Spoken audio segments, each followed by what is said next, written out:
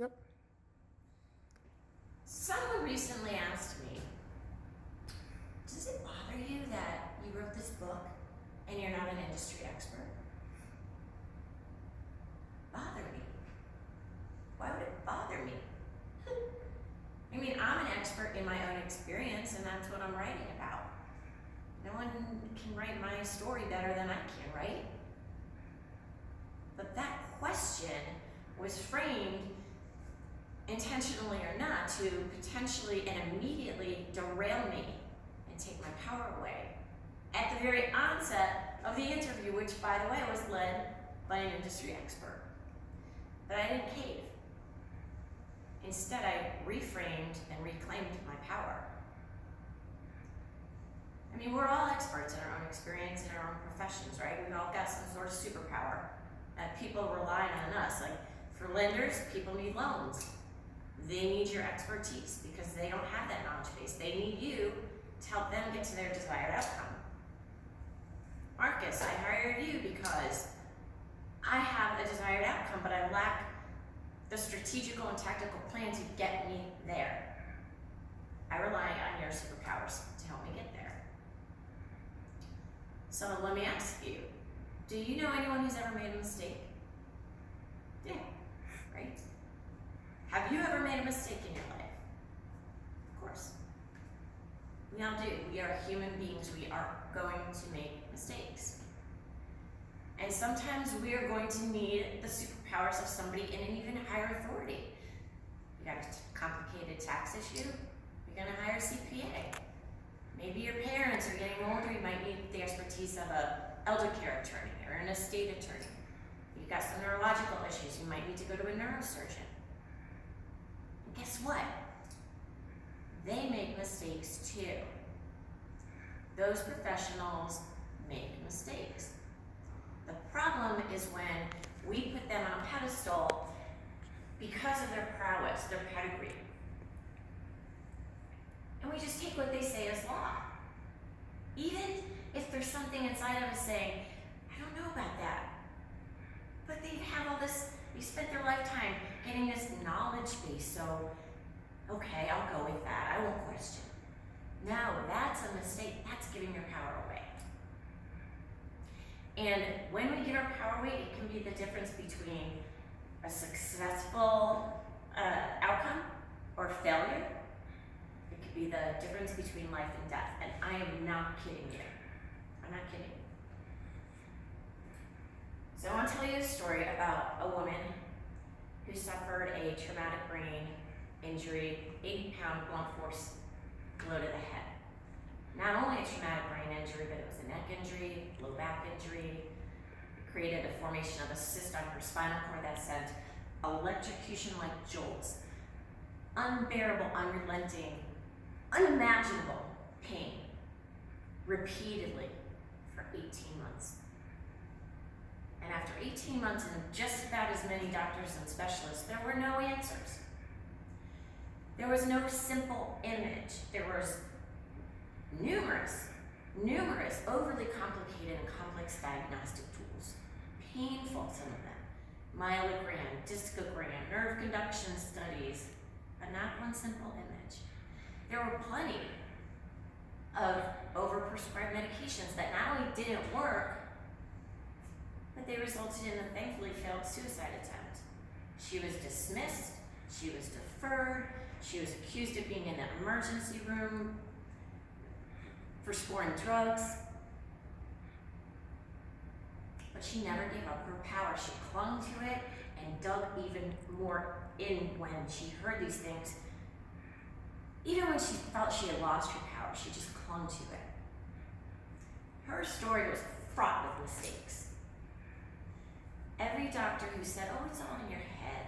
Every doctor who said, you were an athlete, of course you're gonna have pain. Every doctor who accused her of being a drug addict. Every doctor who said, well, you're just getting older. Every doctor that deferred and dismissed.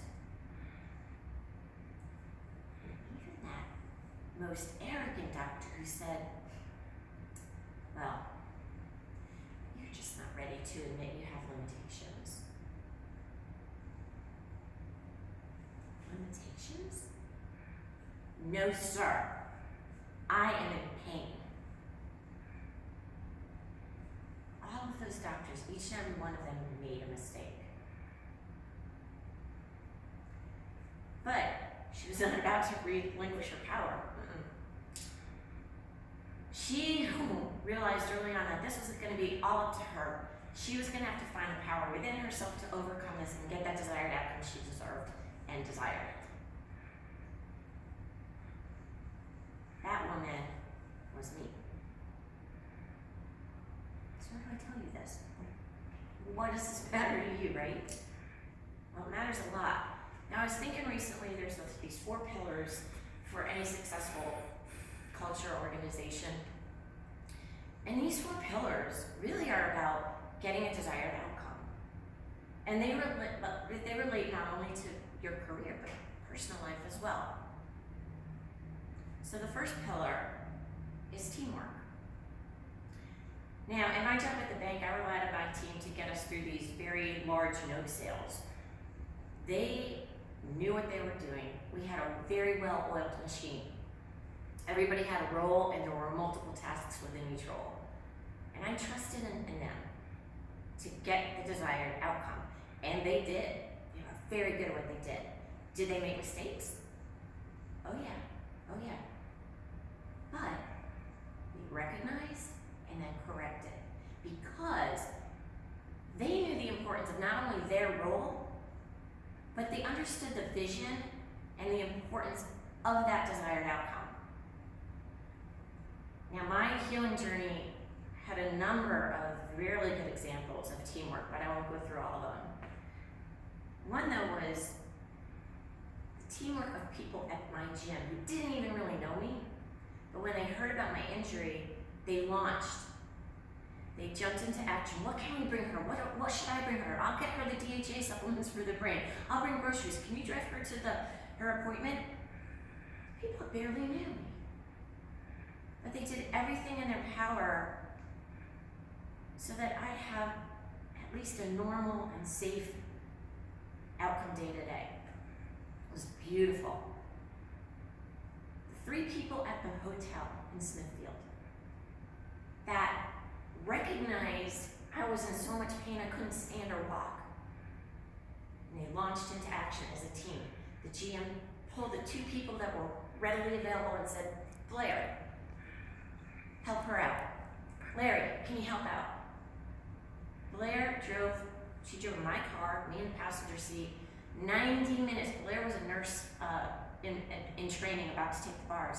She drove me down the back roads to keep it pleasant and stress-free, constantly telling me stories of her childhood, a nurse in practice.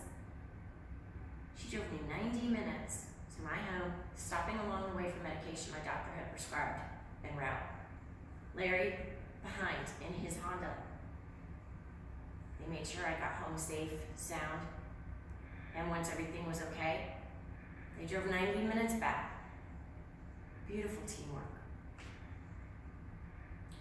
And my own mind, body, and spirit were something of a team. My mind took the lead for as long as it could, but at some point, the spirit had to take over when my mind and physical body were too busy defending against the pain.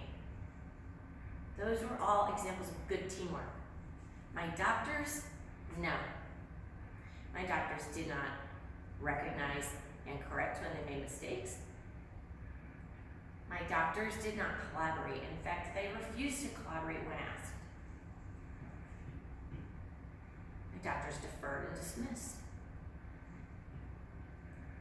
They were not a good team. They made mistakes. Teamwork is key. The second pillar is keep it simple. Keep it simple. There's no need. It's not about showing what your brain has the capacity for analyzing overly complicated spreadsheets. It's not about showing how smart you are or what a complex mind you have. It's about showing that you want others to be better. Had my doctors in month 1 taken the most simple, most logical, extraordinarily common and sensible image in month 1, that would have spared me a lot of agony and a thankfully failed suicide attempt. But they didn't. And it wasn't about getting me better, it was about getting me in and out that door in 7.2 minutes. They did not keep it simple. They made mistakes. Pillar number 3. Prioritize and execute. Now, any great leader is going to relax, assess, and then make a very informed decision. They're going to respond, not react. I was constantly, day to day, hour by hour, sometimes minute to minute, prioritizing between my well-being and my work. I had to do a very delicate dance. I had to do just enough work to get something done, but not enough that I was going to re-traumatize my brain and increase the pain in my body. I was constantly prioritizing. My well-being was always number 1, but I had a job to do. But I knew that I had to keep this calm in order to get the desired outcome. Because when this is not calm, we tend to be reactionary rather than responsive. My doctors reacted. They did not prioritize me, they prioritized the drugs. They did not prioritize me, they did not execute well, they made mistakes. And the 4th pillar is decentralized command. So any good leader can lead from anywhere with the proper credentials. Now for me, credentials are one thing, but with that you have to have credibility. Otherwise the credentials don't matter. Now in my own healing journey, it was kind of like my mind was that CEO. And my mind had to kind of delegate to the cells in my body to know what to do to get that outcome.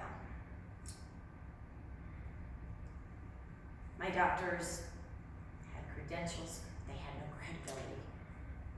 They lacked command of any sort. They fell down on these pillars. They made mistakes. Now, I could have easily, at any point along the way when the pain got too unbearable, I could have just claimed victim. But instead, I just dug in harder and reclaimed my power. I could have, in that interview, said, wow, I really am not worthy to write this book. Oh, you're right, who am I? But I didn't do it. We all have power, each and every one of us. It's not a bad word. We are all very powerful beings. But we are only as powerful as we believe we are. You will make mistakes, of course. But it's what you do with those mistakes, right? Recognize, overcome, especially when your mistakes impact somebody else. Just simply react and overcome. Use those 4 pillars, too. But know that you have power within you. It's in you. You ever in someone's presence and you think, oh wow, they're so inspirational, I feel so powerful. It's because you are. They are pulling something out of you that already exists. Otherwise they wouldn't be able to pull it out. You are powerful beings. And when someone in authority says something that doesn't sit well with you, trust in that. Even if you don't know why you're feeling that way, trust. Do not give your power away. Because that, folks, is the biggest mistake you can